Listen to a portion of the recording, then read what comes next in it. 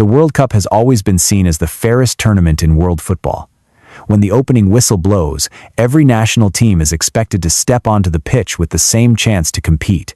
But what if one team is already at a disadvantage before the match even begins? Imagine a flight that should take less than 1 hour, yet ends up lasting nearly 5 hours because of security checks, border inspections, and long waits at immigration. Imagine finishing a 90-minute match, only to head straight to the airport instead of returning to the hotel to recover, leaving the host country that very night. That is not a hypothetical scenario. It is what Iran says they experienced at the 2026 World Cup. After speaking out for weeks, FIFA finally made a change. But that change raises an even bigger question.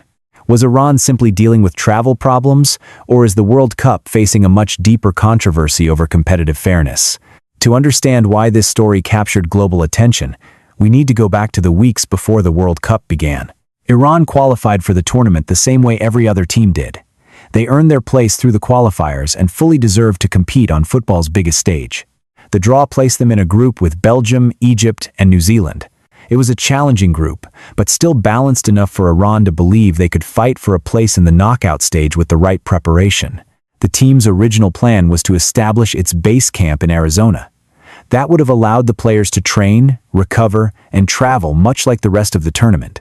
But shortly before the opening match, everything changed. Iran was forced to relocate its base to Tijuana, Mexico.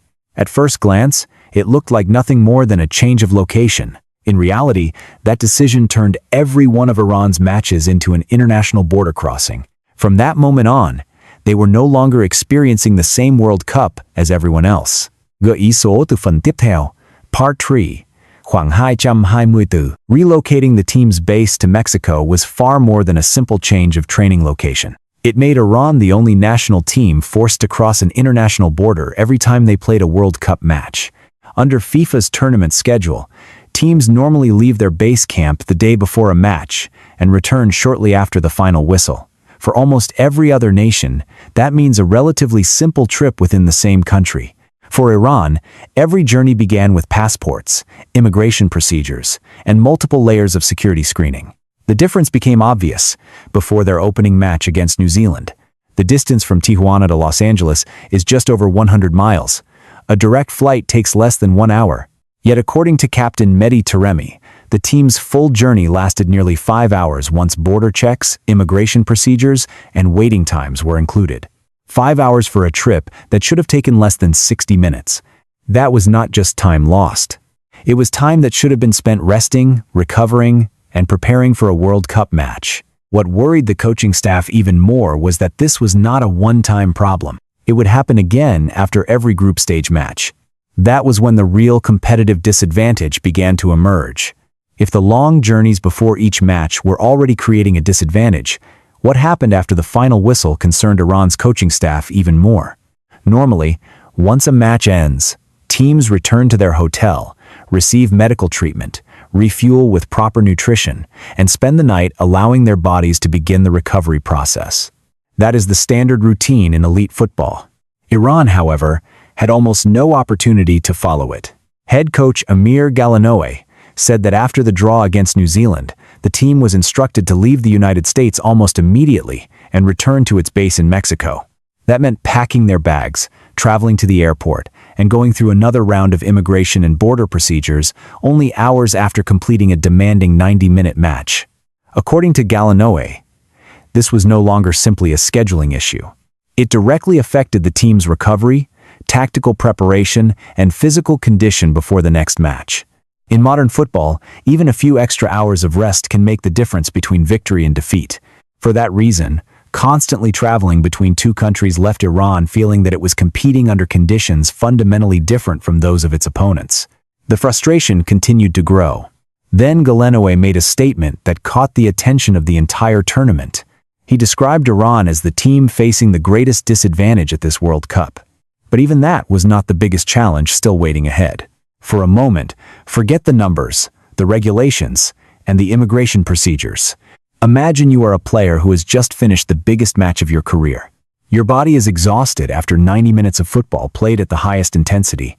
What you need is a proper meal, treatment from the medical staff, and a full night's sleep before the next match. But instead of returning to the hotel with your teammates, you are pulling your suitcase through an airport.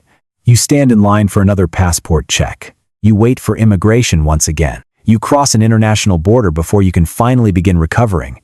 While your opponents have already started the recovery process, your clock is still running inside an airport terminal. Iran's players say that this became their routine after every group stage match. Recovery time was reduced. Training sessions were disrupted. Preparation plans had to be adjusted again and again. No one can say with certainty that these challenges determine the results on the pitch. But at the World Cup, even the smallest detail can make the difference between victory and defeat.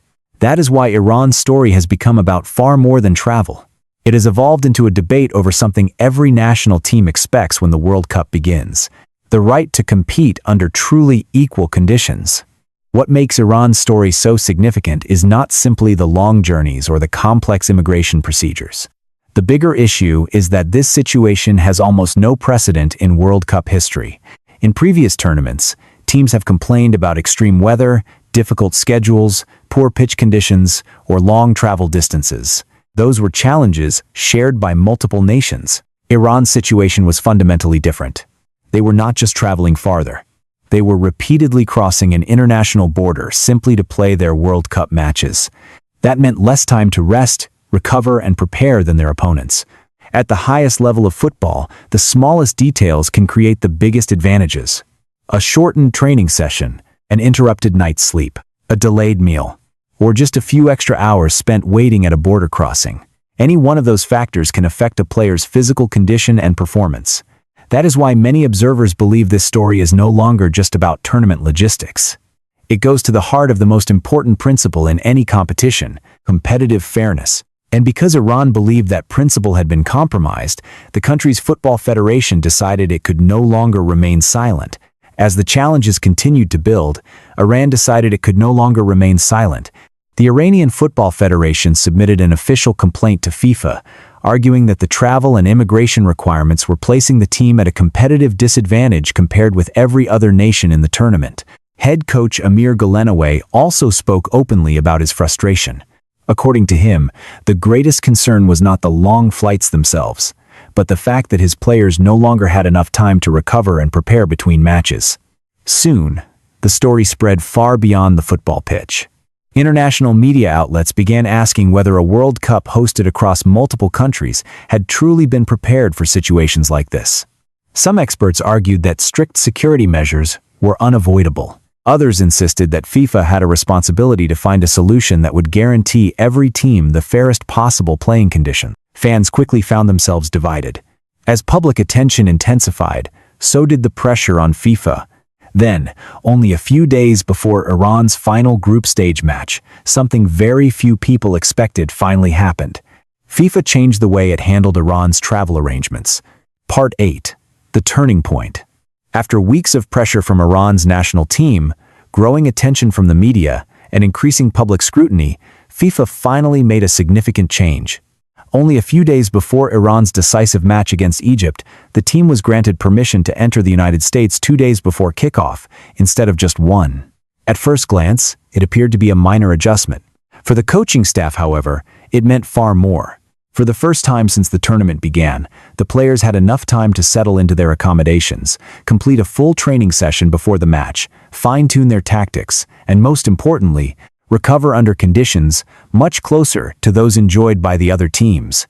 That was exactly what Iran had been asking for from the very beginning. Not special treatment, not an exception, simply the opportunity to prepare for a World Cup match under the same standards as every other nation. Even so, the change did not erase all of the controversy. Visa issues affecting members of the delegation, difficulties for Iranian supporters trying to attend matches, and challenges facing Iranian media were still not fully resolved. Iran had secured an important step forward. But if the team advanced beyond the group stage, every question about competitive fairness would almost certainly return once again. Iran's story is no longer just about one national team. It reflects a much larger challenge facing the 2026 World Cup. For the first time in history, the tournament is being hosted across 3 countries, with completely different legal systems, immigration policies, and security procedures. Under normal circumstances, those differences might not have much impact.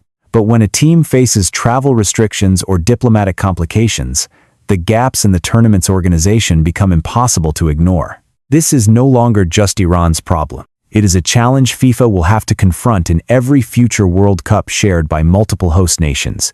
How can every team be given comparable conditions to prepare? How can factors outside football be prevented from affecting the fairness of the competition? Those are questions FIFA will eventually have to answer, because the World Cup is judged by far more than spectacular goals or the team that lifts the trophy. It is also judged by whether every nation believes it has been given an equal opportunity before stepping onto the pitch. And perhaps that will become the most lasting legacy of Iran's story after this World Cup. Now, the biggest question is no longer whether Iran received better treatment before the match against Egypt. What fans really want to know is what happens if the team continues its World Cup journey. If Iran advances beyond the group stage, the time between matches will become shorter, the physical demands will increase, and every travel decision will matter even more. Will the team continue to be allowed early entry into the United States? Or will it once again face the same procedures that sparked controversy during the opening stage of the tournament? So far, FIFA has not provided a clear answer. That also means the debate is far from over. If the earlier difficulties return, the criticism will almost certainly return with them. On the other hand, if Iran is given conditions comparable to those of every other team, this could become FIFA's first meaningful step toward addressing the issue. Whatever happens next, this story has grown far beyond a single match or a single group. It will continue to be watched throughout the remainder of the World Cup, because sometimes football's biggest controversies do not begin with a goal. They begin long before the opening whistle. When the 2026 World Cup began, Iran wanted nothing more than the same opportunity every other nation expected. Instead, its journey quickly became the center of a global debate about fairness, tournament logistics, and the responsibilities of the organizers. An official complaint was filed. FIFA responded with changes. But that does not mean every question has been answered. The greatest tournaments are remembered for more than spectacular goals and championship celebrations. They are also remembered for how every team is treated on the road to the trophy. And Iran's experience may ultimately become the moment that pushes FIFA to rethink how future multi-nation World Cups are organized. Iran's story has sparked a debate that reaches far beyond a single football match. What do you think? Has FIFA done enough to guarantee a level playing field for every team at the 2026 World Cup? Or were these changes simply a temporary response to growing public pressure? Share your thoughts in the comments below. And if you enjoy the stories behind the matches and want to stay up to date with the biggest talking points of the World Cup, don't forget to like this video and subscribe to the channel so you never miss our next analysis.